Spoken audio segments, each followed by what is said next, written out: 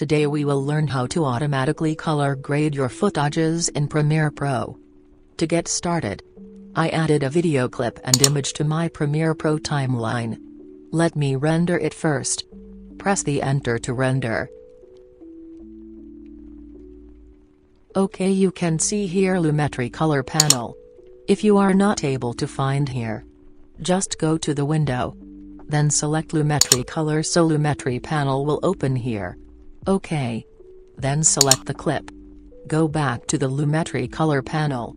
Down here you can see options. Reset and Auto. Click on Auto and Premiere will do color automatically. Clicking on Reset you can see the original video. Can you see the difference? If you aren't happy with this, you can do it by yourself with the help of these options.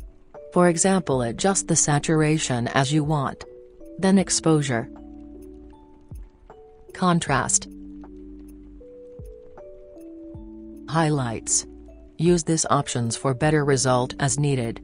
Otherwise it did very good job just by clicking to Auto button. OK, now going back to the timeline. Let's color correct image. Make sure image is selected. And click on Auto button. See the difference? It's quite simple to do. That's how you can do color correction. I hope it will help you. Thanks for watching. See you in next video.